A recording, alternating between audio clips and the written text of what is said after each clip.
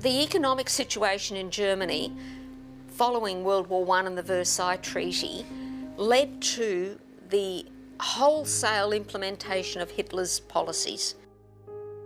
They started killing children first, and then a bit later on started killing adults.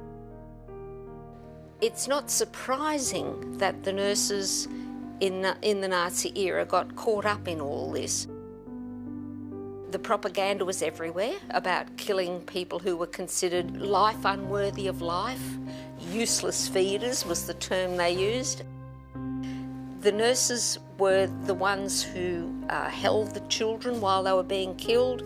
They gave them the overdoses of drugs. They were the ones who put them out on the verandas to die of hypothermia. The nurses were the ones who withheld the feeding so the children would die of starvation.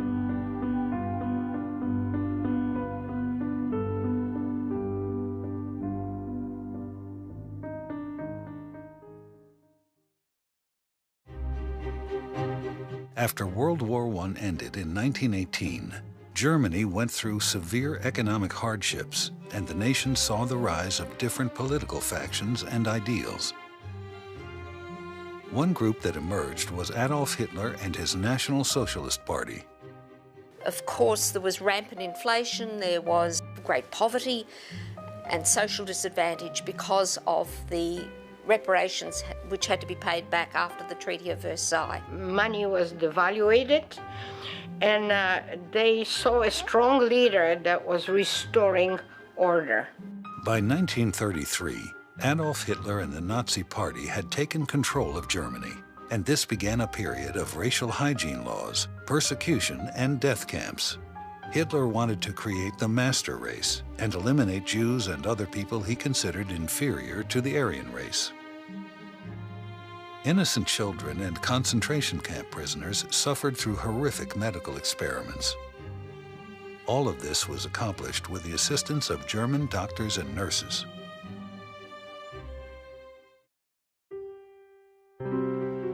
The basis for Hitler's plan of racial hygiene was a concept called eugenics, which is the pseudoscience of developing a superior race.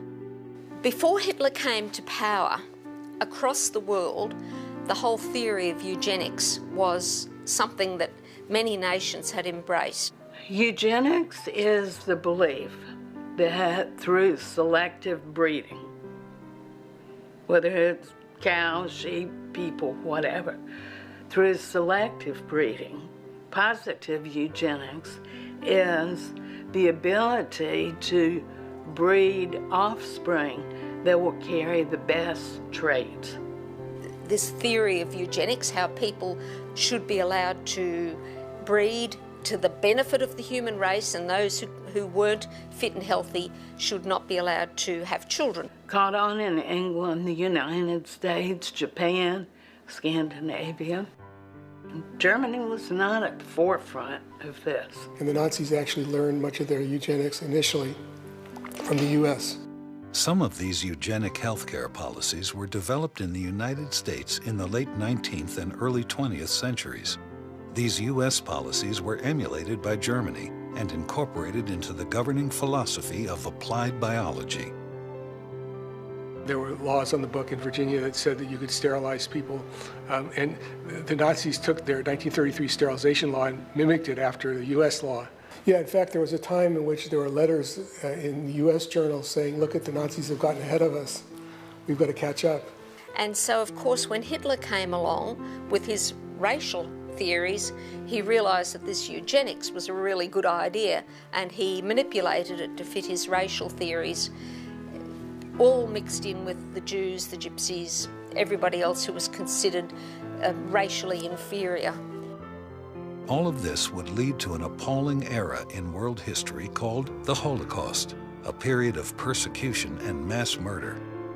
The Holocaust has been defined as the 12-year period from Hitler's rise to power in 1933 until the end of the war, 1945.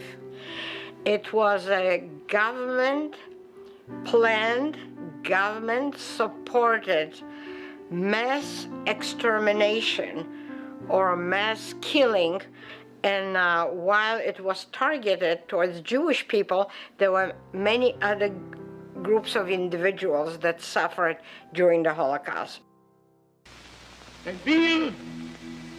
Hitler convinced the German people that the Jews were their enemy and the cause of their problems. He then created an atmosphere of racial intolerance and hatred of people deemed to be racially inferior. So every genocide, whether it's Rwanda, the Holocaust, begins with we versus them. So Hitler used the Jews and later other people as scapegoats for all that was wrong in Germany, particularly the economic woes. So he set up the we versus them. He institutionalized that.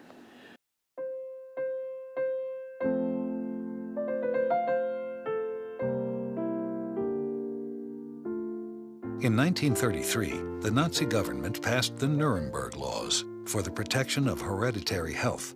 This legalized involuntary sterilization. So Hitler found a perfect meshing of his Nazi ideology with the eugenic Nazi medicine or racial hygiene movement. Germany's sterilization laws led to the involuntary sterilization by doctors of about 400,000 Germans. Nazi doctors sterilized citizens against their will, euthanized 200,000 disabled German children and adults, and created the gas chambers and crematoria that were used for the mass murder of 6 million Jews, Poles, and Gypsies. Without the full support of physicians, scientists, and nurses, the Holocaust, as it unfolded, could never have happened. In the U.S., there were laws that could require that people be sterilized against their will. Sterilization laws were widespread in the U.S., most notably in Indiana and North Carolina. But other states, including California and Virginia, allowed sterilization even into the 1970s. In fact, in the early 20th century, the U.S. led the world in compulsory sterilizations. A very famous law was passed in Virginia that said it was okay to sterilize the retarded. And it was brought before the Supreme Court, and Oliver Wendell Holmes said 3 generations of imbeciles is enough, saying that it was okay to sterilize. But it didn't go further. While in Germany it became the leading ideology, then it was implemented into action. Hitler promised the German people they were creating the master race. I think the master race would have been the Nazis' view of a strong, blonde, blue-eyed, healthy person who had no genetic defects and who was pure Aryan.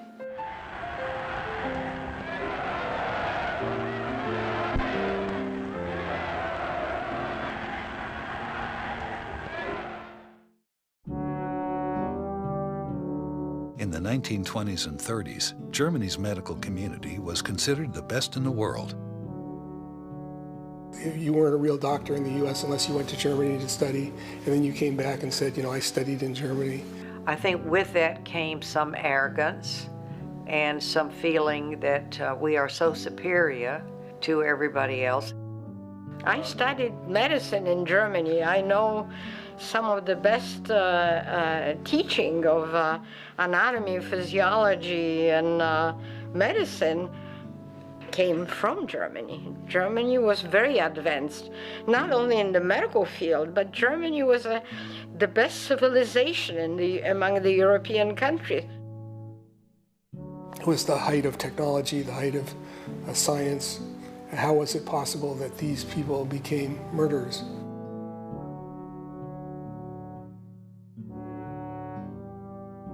The majority of nurses were not members of the Nazi Party. However, to have a job in Germany, a nurse had to belong to one of several nursing organizations.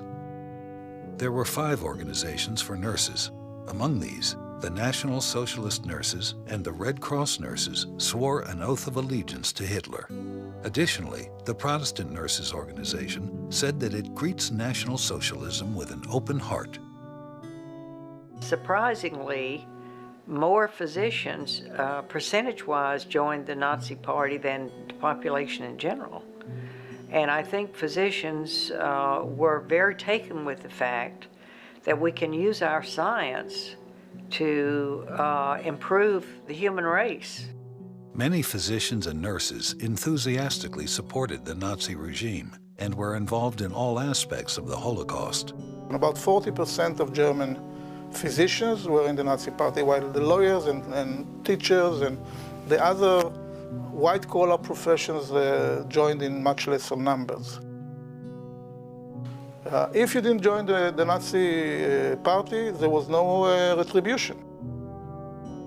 Using inflammatory propaganda, Hitler and the Nazis began a campaign against the Jews.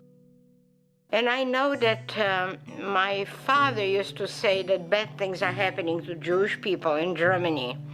They're being discriminated against. Jewish children can no longer go to their regular school.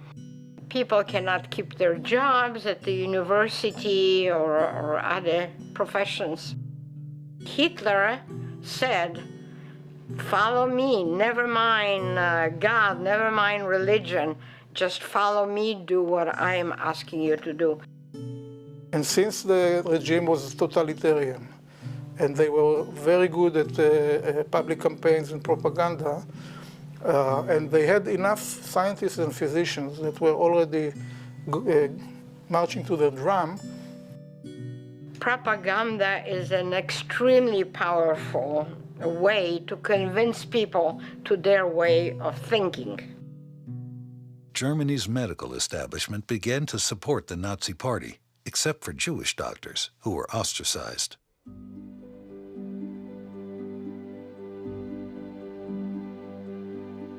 The official journal of the German Medical Association started to have a swastika on their journal, and they got rid of all the Jewish physicians, authors, people in office of all the different associations and societies very quickly. And in 5 or 6 years, they got them out of all the academic and professional establishment. After years of strong Nazi propaganda, Germany's doctors and nurses began to accept the belief that racial hygiene would be good for the nation. Social Darwinism said we need to eliminate these inferior people that were handicapped, that were maybe mentally disturbed. We want a healthy, thriving society. In Germany, the proponents of the eugenic movement were the most prominent, the most powerful, the establishment. The legal system became Nazified immediately. Well, of course, it required lawyers, it required doctors, it required bureaucrats, it required administrators, but many of the nurses were the ones who actually carried out the injections. But for a long time, nurses were the agents of the physicians, and the physicians in the Nazi period were agents of the state. So that's very important, because physicians were no longer asked to care for patients, but to care for the state, the folk, the German folk. And so what was good for the state was what was important, not what was good for an individual patient. Obedience was still very much a part of the way nurses were taught and the way we thought. So it's not surprising that the nurses in the Nazi era got caught up in all this. Euthanasia programs were established in Nazi Germany in which children and adults were killed if they were considered unfit for life and were a burden on the state. The true meaning of euthanasia would be the mercy killing of a person with their permission or their request. However, this was not the case in Nazi Germany. These killings were without consent. They were murders. In the 1920s, German lawyer Karl Binding and German psychiatrist Alfred Hoche co-authored the book The Permission to Destroy Life Unworthy of Life. This book greatly influenced Hitler's thinking about euthanasia. Everybody had that propaganda thrown at them. It was common. It was everywhere, and it espoused the idea that people who were in some way deficient should be killed, so that they didn't carry on the defective genes and so that they weren't a burden on the state. So the nurses, just as everybody else in society, were susceptible to this. The nurses were working in hospitals where children with disabilities, people with mental illnesses, a whole range of conditions were cared for. They weren't coerced into becoming part of these programs.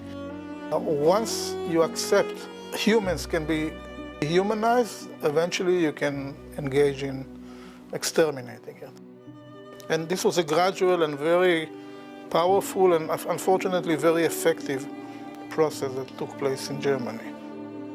The Nazi euthanasia program first started in 1939 as a means to eliminate handicapped children. You have families who, because of all the propaganda, are believing that to have a child with negative traits is a bad thing. It's bad for the health of Germany. They were killing children with disabilities, children with Down syndrome, children with cardiac anomalies, children with cerebral palsy, children who didn't develop normally, who were considered to be useless feeders. That was the term used. Public health nurses would go to the families, promise them, if you will give your child to us, your child will get the best care. And so people were falsely led to believe that and relinquish their children. The nurses were involved in the killing of children by giving them overdoses, by taking them outside knowing that it was going to contribute to their death. I got very interested in this when I found out that nurses actively killed their patients, and I became intrigued into how they could come to believe that killing was a legitimate part of their caring role, which they did. The propaganda around the whole idea of killing people for the good of the state was profound, even down to children doing exercises in their school books on how much it costs to keep people with a disability, for example. Midwives and physicians were mandated by German law to report any infant born with a birth defect, and the infant would be placed in an institution. Midwives were paid for each birth that they reported. Midwives were licensed. They had to go through a similar training period as nursing, and many of them were independent practitioners.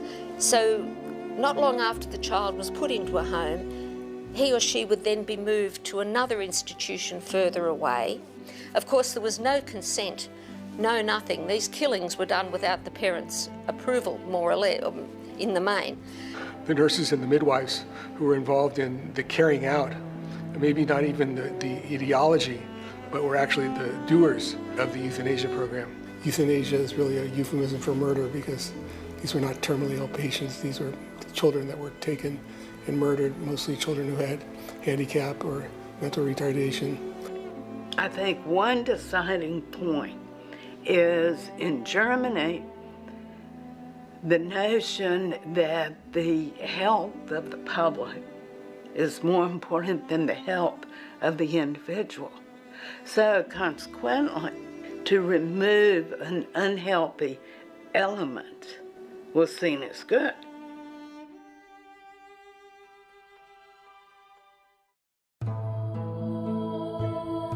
In September 1939, a decision was made to develop an adult euthanasia program for patients in psychiatric facilities. Hitler picked the date to coincide with Germany's invasion of Poland. To expand it to include adults, the only way we're going to make this acceptable is to say we need these hospital beds for the war wounded. Why should the state pay to keep totally disabled people alive when our young guys are sent to the front, need to come back home and have care? The name of this killing organization was T4. Eventually, 6 killing centers were established. medical staffs were ordered to fill out questionnaires to evaluate whether their patients should live or die. Patients were placed in gas chambers that looked like showers. Then lethal carbon monoxide was pumped into the chambers, killing the patients. You have to justify and rationalize what you're doing because you're doing it. But they actually believed it. And they actually believed that what they were doing was saving the folk from its contamination, from the infection, that there was a disease. And the disease was the handicapped and the infirmed, and that they needed to be cured through killing, healing through killing. They were told they were being transferred. The nurses packed their clothes, their lunch, rode with them on the buses. The hospitals, these 6, had specially constructed kind of breezeways that the buses would go through so the patients could be unloaded into the hospital without being viewed by the community. However, it didn't take long for the communities near these hospitals to realize what was going on. People would see the buses. The buses were very unique, painted gray, the windows were painted over and so forth. The buses would arrive, and within a very short period of time, this acrid smoke would be billowing out of the chimneys. Each hospital had a department to write condolence letters to the families. And there were mix-ups. They would write and say, "We're sorry to tell you your uncle, Hans, died of appendicitis." And maybe he'd already had his appendix removed. People were becoming quite knowledgeable about what was going on. Even children would taunt other children, saying they're going to put you on the gray bus. You're going to go up the chimney. As knowledge of the gassing of patients became widespread, the decision was made to end the T4 euthanasia program in August 1941. This, however, did not end the killing of patients. The children's euthanasia program continued unabated until the end of the war.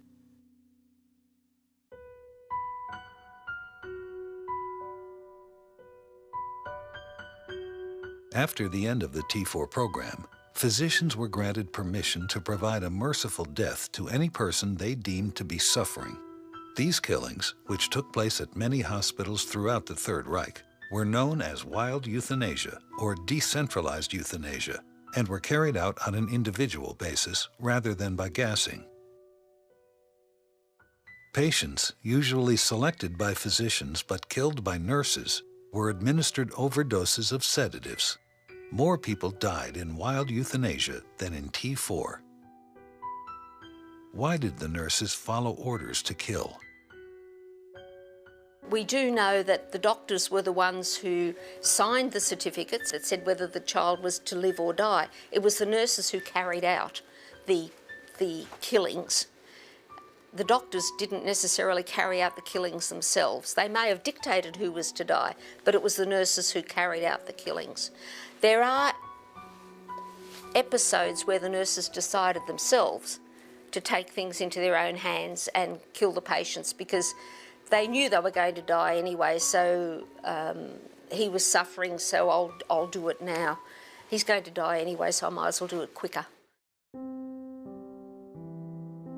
There's the most mesmerizing quote from one of the nurses who talks about how lovingly we held them in our arms while we got them to drink this medication.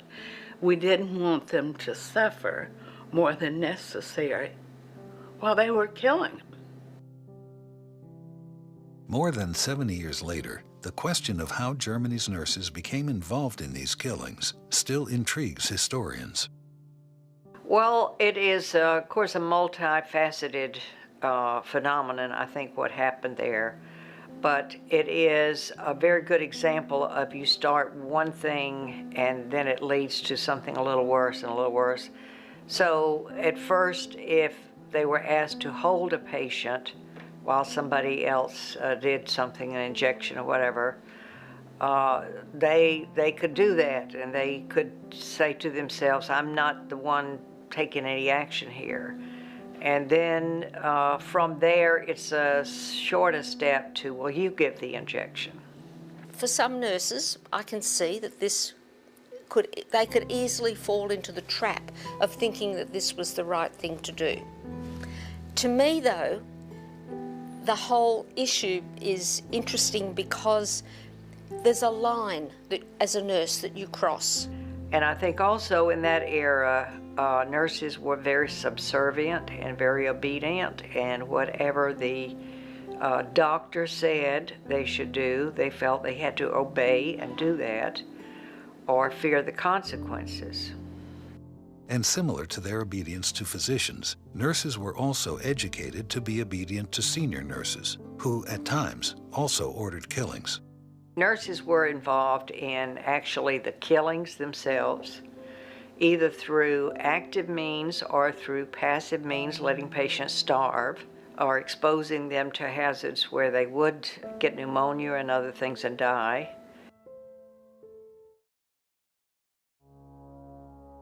In 1939, World War II began when the Germans attacked and invaded neighboring Poland. Our building was actually also hit. Polish survivor Anna Steinberger recalls the bombing. And I could see the flames on the roof of the building. I asked my mom, what is going on? Do I go to school? And she says, no school today. Just go hide in the cellar. Polish Jews were rounded up into ghettos and later moved to other institutions for medical experiments. A decision was made by the Nazis in January of 1942 at the Wannsee Conference to go further with the final solution and move the Jews into death camps. So there were 4 camps that were specifically created as death camps. Belzec, Kelmo, Treblinka, and Sobibor. There were 2 additional concentration camps that developed a killing portion. That would be Majdanek and Auschwitz. Some skilled workers were kept alive to work in the camps. And the infrastructure and the know-how and the personnel of the 64 centers was actually transferred to Belzec, Sobibor, and Treblinka, and they have built the first gas chambers. And then some of the same doctors and nurses who were involved in the euthanasia program took the gas chambers down and reassembled them in the Poland at the concentration camps, where doctors selected at the ramps and were involved in supervising the gassings and killings. So physicians were involved in all aspects.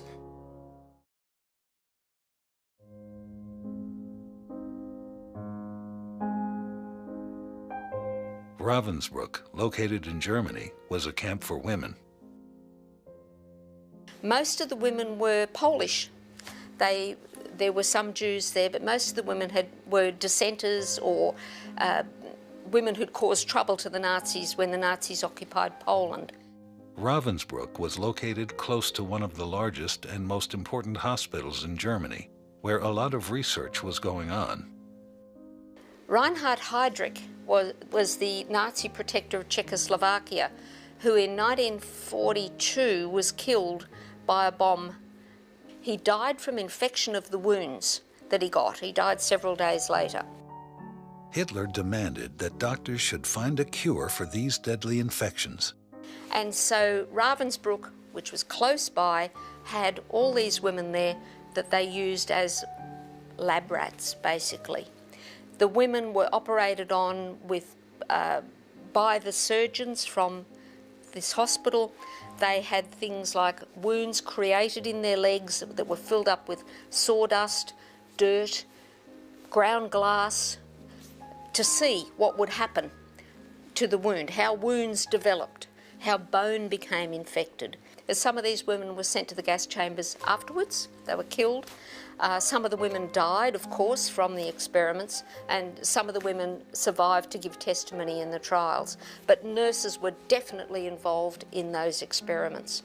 Many German physicians and nurses participated in medical experiments related to racial hygiene in the concentration camps and hospitals. One of the worst was Dr. Joseph Mengele, a member of the SS. Then the cattle car doors opened and we stepped down onto a little strip of land called the selection platform. We had no idea where we were. All we really knew that we did not arrive in Hungary, but we were taken to Germany, which meant to us that the end was near, because there were a lot of rumors for 4 years under Hungarian occupation that Jews were being taken to Germany and murdered. Eva Moses Kor is a survivor of the notorious Auschwitz, where she and her twin sister Miriam suffered under Dr. Joseph Mengele and his experiments on twins. There were 4 of us in the family, children and parents. My mother grabbed my twin sister and me by the hand because we were her youngest children, and she was hoping that as long as she could hold on to us, that she could protect us. Everything was moving very fast. I was on that little strip of land called the selection platform, not longer than 10 minutes. And in my childish curiosity, I looked around trying to figure out what that place was, when I realized that my father and 2 older sisters disappeared in the crowd, and I never saw them again. So as we were holding on to Mother, a Nazi was running, yelling in German, Zwillinge, twins, twins. We did not volunteer any information because we really had no idea what worked in that place. We were extremely troubled, confused, and exhausted. And he noticed us, approached us, because we were dressed alike and we looked alike, and he demanded to know from my mother if we were twins. And my mother didn't know what to say. She asked if that was good. And the Nazi nodded yes, and my mother said yes. Then another Nazi came, pulled my mother in one direction. We were pulled in the opposite direction. As I look back, I remember my mother's arms stretched out in despair as she was pulled away. I never got to say goodbye to her, but of course I didn't really realize that this would be the last time we would see her. And all that took no longer than about 30 minutes. Miriam and I were alone. We had no idea what would happen to us. And all that was done to us for no other reason except that we were Jewish, and we really didn't understand why that was a crime. Then they lined us up for registration and tattooing, and when my turn came, I decided to give them as much trouble as a 10-year-old could. 4 people, 2 women prisoners and 2 Nazis restrained me. They pinned me on a bench while they heated a gadget that it looked like a writing pen with a needle at the end. And then when the needle got really hot, they dipped it into ink, and they burned into my left arm the capital letter A-7063. The twins were housed in barracks according to age and sex. We became part of a group of little girls, all twins. In our transport, there were 13 sets of little girls, age 2 to age 16. That is the way they housed us in our barrack, according to age and sex.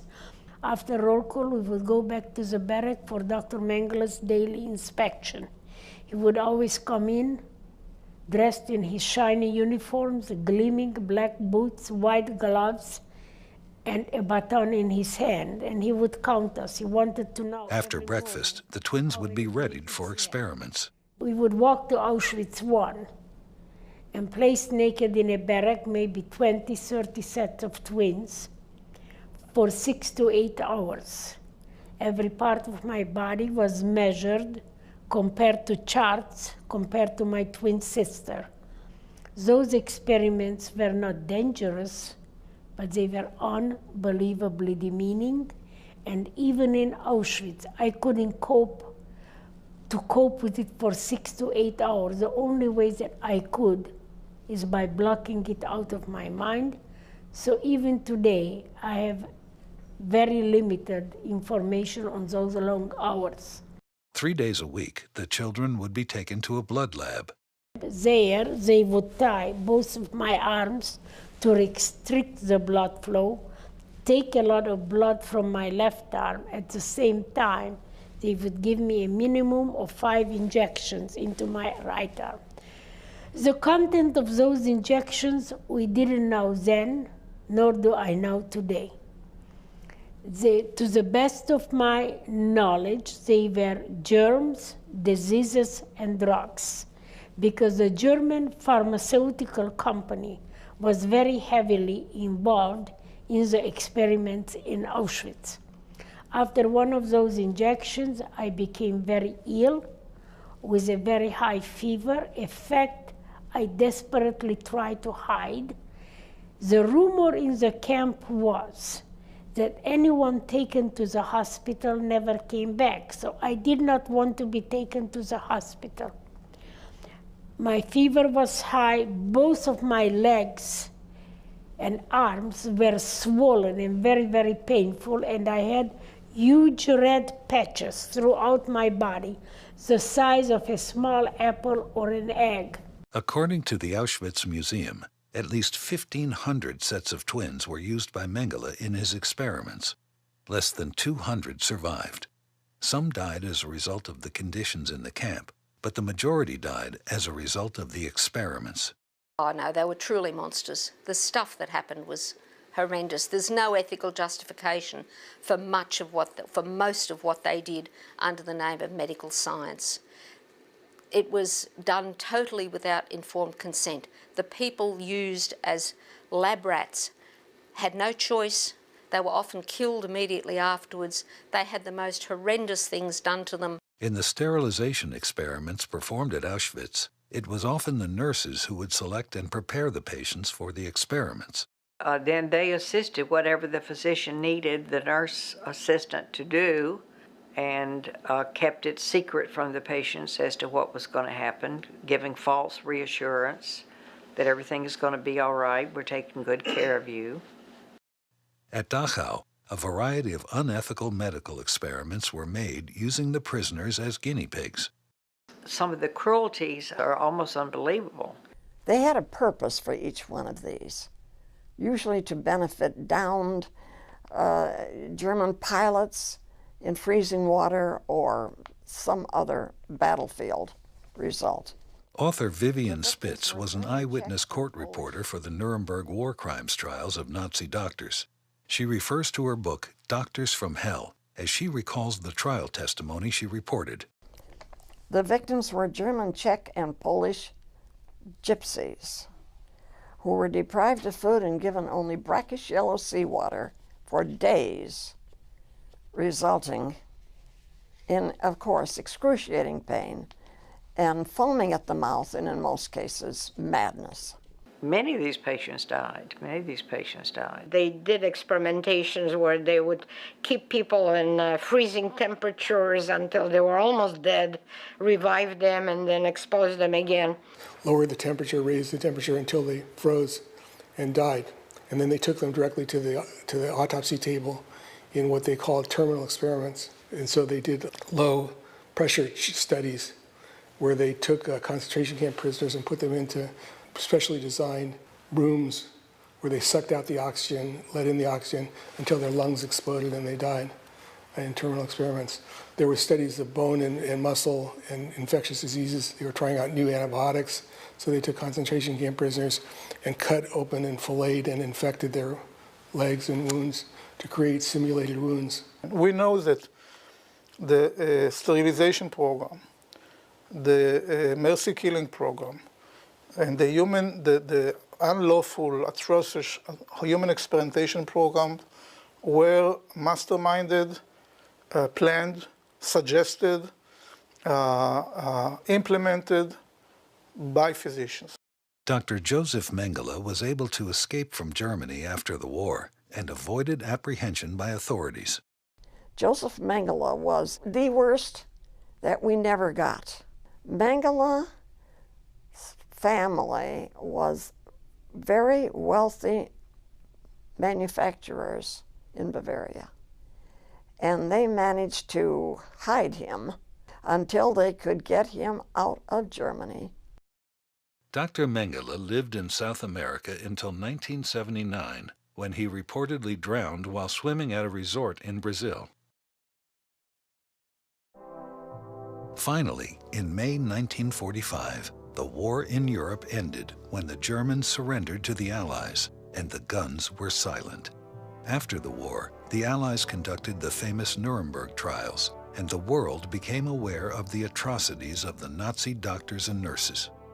We don't know the figures of the nurses who were involved because they were the workforce in these hospitals.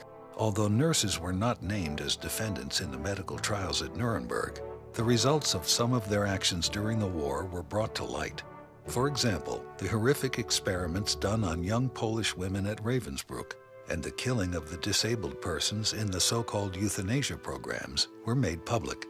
Nurses, however, were not exonerated for their crimes.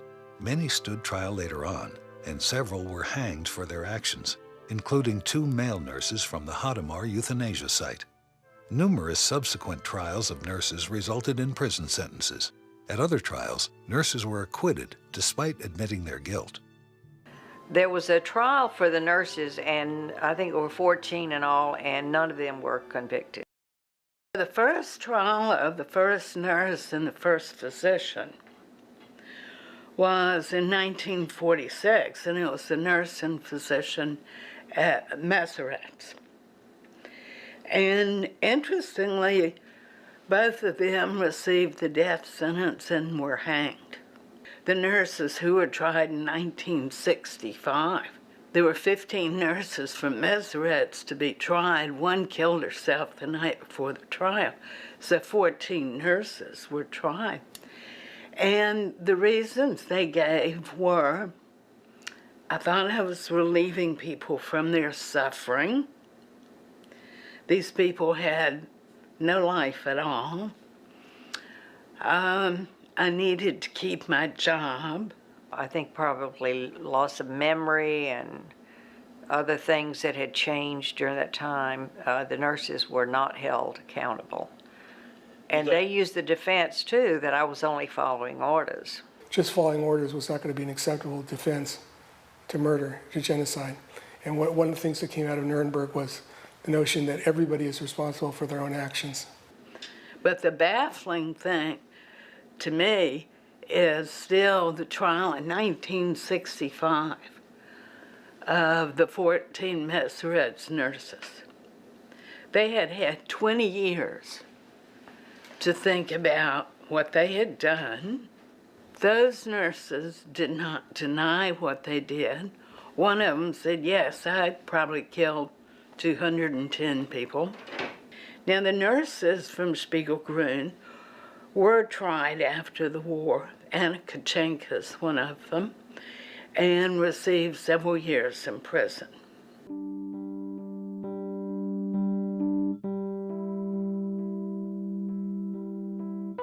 Not all of the nurses under the Third Reich were compliant with the Nazi ideology. One Austrian SS nurse, Maria Stromberger, showed great compassion toward prisoners at Auschwitz. She had heard some of the things that were going on at Auschwitz and just could not believe it, because she said, we're a good and moral people. We wouldn't do this. So she went and said, transfer me to Auschwitz. I want to work there. So her goal was to work caring for the inmates. Eventually, she gained their trust and would smuggle out letters, documents, photographs. She smuggled in ammunition. She saved the lives of many of them. Perhaps the most famous of the trials held at Nuremberg before an international military tribunal was the so-called medical case, or the doctor's trial. Karl Brandt, who was the chief physician of Hitler, said, I did what needed to be done. This was good what we did. We made German people healthier. So people were convinced that they are doing something positive in all these atrocities. 23 physicians and scientists were tried for crimes against humanity.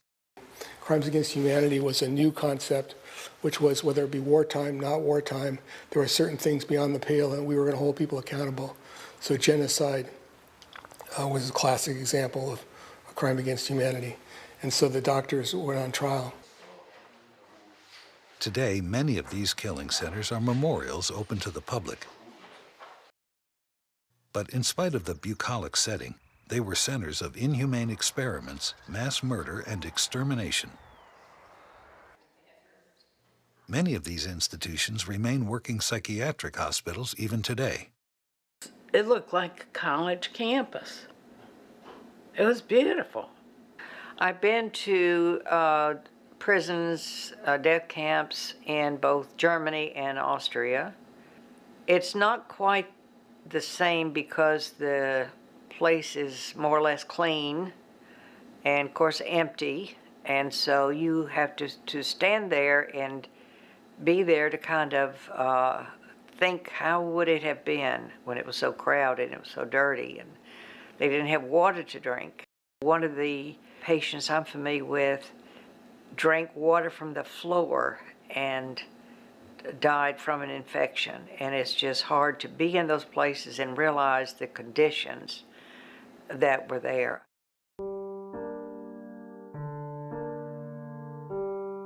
Spiegelgrund is still a large, active hospital in Vienna. During the Holocaust, it consisted of a children's ward and became infamous for the euthanasia of the children there. The brains of many of these children were saved for years in the basement of Spiegelgrund. I think it is good that they're open to the public because you can read about it and you can see pictures, but until you are actually there and standing there, you don't get the emotions and the feeling that you would otherwise. All right, looks like he might have a rhythm back on the monitor. It's sinus, but slow. Although current healthcare in the U.S. is regarded as among the best in the world, there are elements that should cause us to reflect upon the similarities to German medicine in the 1930s.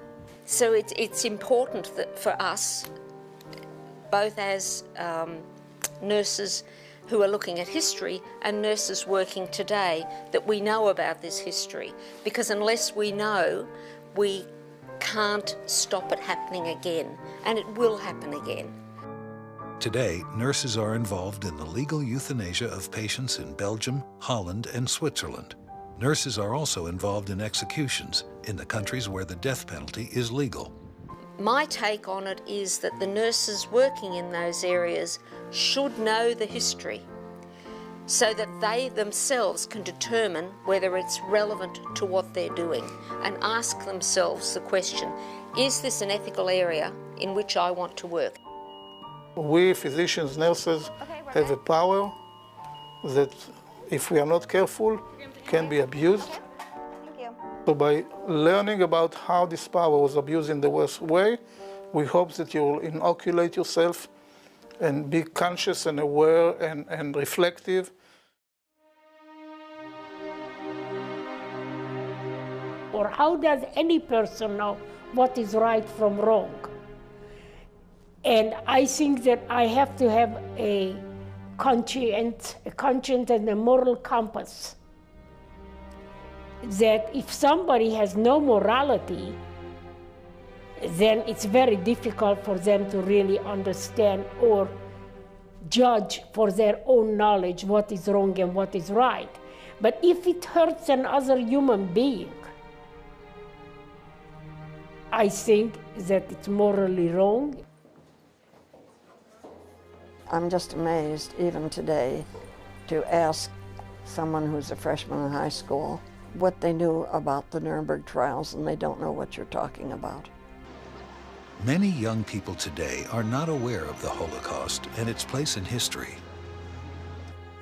They know that it was something happened, what they think is a long time ago, and it's over and it's never going to happen again, so why should we keep bringing it up? Those who cannot remember the past are condemned to repeat it. And that is exactly what is happening. I think it's important for all healthcare professionals to study what we've done in the past and to learn how those particular doctors and nurses and dentists and other health professionals got involved in the acts that they got involved in, because we're dealing with the same issues today and we always need to be alert. Let's hold CPR for a second. Regulatory procedures in the nursing profession today are more stringent than in the 1920s and 30s. There is an American Nurses Association. They have a code of ethics for nursing that guides the ethical conduct of nursing, but there is no regulatory backup for that code. It is simply a guidance. I think what is happening today is medical errors where sometimes nurses and others don't speak up when they see an error that's possible and that's likely to occur, and they don't speak up for fear of, well, the doctor must know what he or she is doing, and I don't want to embarrass myself by saying something and then it turns out not to be true. Today, medical experts are facing new technological and social issues. So I'm quite concerned about the physician-assisted suicide movement in the U.S. I think it's easier to get yourself killed than it is to get health care. I'm concerned when you have 40 million people who have access to no health care that you offer them euthanasia, you offer them assisted suicide. With these new developments, could the world see another era of unethical medical practices and experiments? You know, after the Holocaust, the motto was never again should the Holocaust happen. I think the lesson we have learned from the Nazi era and the Holocaust is that we are all vulnerable to outside pressures, influences, and that things can happen that we may not see at the time, that things are going awry, and that's why we have to all be on our guard, and we have to monitor ourselves, we have to monitor each other, because the healthcare environment is very challenging. A couple of takeaways from what we learned about the nurses in the Holocaust. I think the first one is how easy it is to become involved, especially in the beginning. How easy was it for those nurses just to take a patient to a special room? They didn't know what the room was for. They were simply taking a patient to a special room. How long did it take them to actually find out that every patient who went to that room did not come out alive? That could take quite a long period of time. Once you've started doing that, then maybe you're asked to help give a patient medication. So slowly the nurses could have gotten involved and not even known what they were doing. Learning about the Holocaust is a very powerful way to learn empathy and compassion.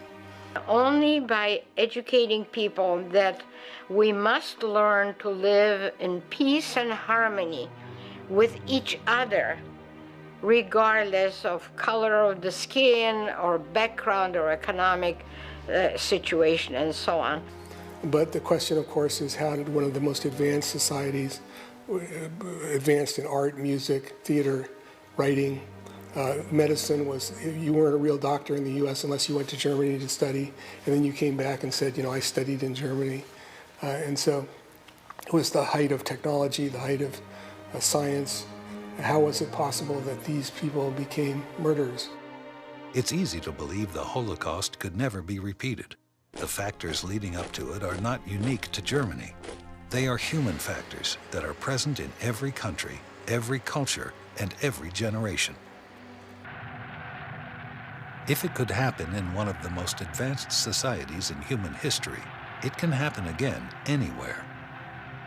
If it happened in Germany, then it can happen anywhere else, so we must be very, very vigilant.